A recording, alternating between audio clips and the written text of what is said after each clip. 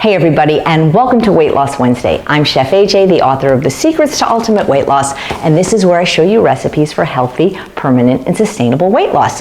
The other day I posted a photo of my dinner on Instagram. It was delicious fries made in my air fryer with a cheese sauce, and people were like, you have a cheese sauce? Yeah, I've had a cheese sauce recipe for like 12 years. There's actually 2 of them in my book.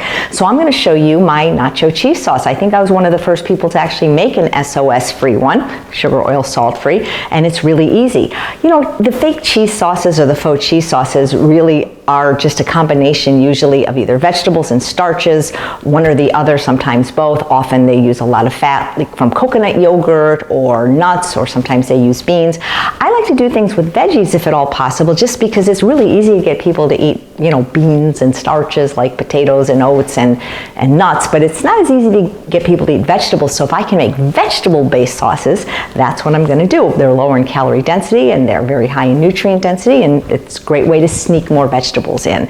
I actually have a sauce on this channel called One Sauce that uses no nutritional yeast, which is an ingredient in pretty much all the faux cheese sauces. And in this one, you can actually, I found, even omit it, because the other day when I made it, I didn't have any, and guess what? It was still really, really good. When you use nutritional yeast, and again, it's controversial. Some doctors are against it, some are for it, some say just a sprinkle. It's your choice what you want to do, but it is recommended that when you do use it, use one that is unfortified. And I'll try to link to the article from Dr. Fuhrman as to why.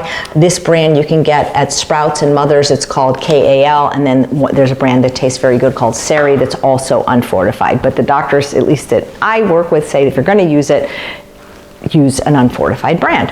So we're going to have our cauliflower, a steamed cauliflower, a pound of cauliflower, and I just cook it in this little Pampered Chef microwave steamer for 6 minutes, because then it's nice and soft. And the truth is you can just get a bag, a 16-ounce bag of frozen cauliflower, defrost it. It works beautifully, so it's even easier.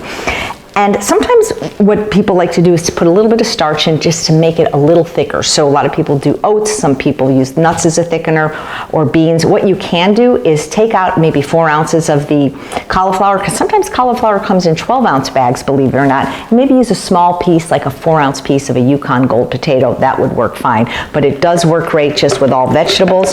So I am going to put this in the blender, and I'm going to add my lemon juice.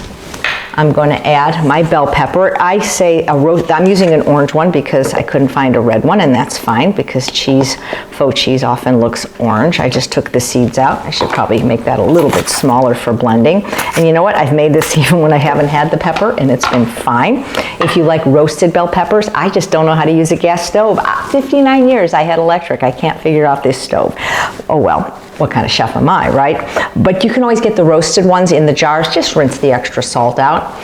And then my pre-measured spices, as always. I think the secret to SOS free in many of my recipes, and I've been doing this for probably 12 years, is the combination of smoked paprika, which is much different than regular, and a little bit of chipotle powder.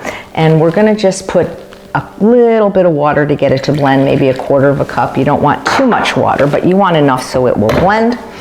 We're going to put the top on our blender. High-powered blenders are great if you can get one.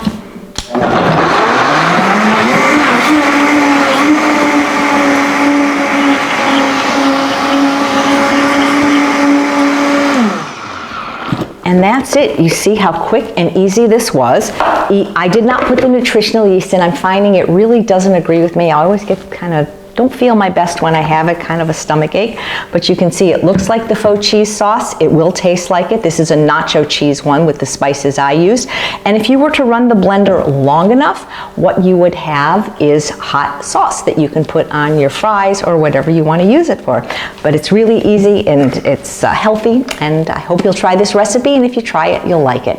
Thanks so much for watching another episode of Weight Loss Wednesday. I'm Chef AJ, and I truly believe you can have both the health and the body you so richly deserve. Take care now.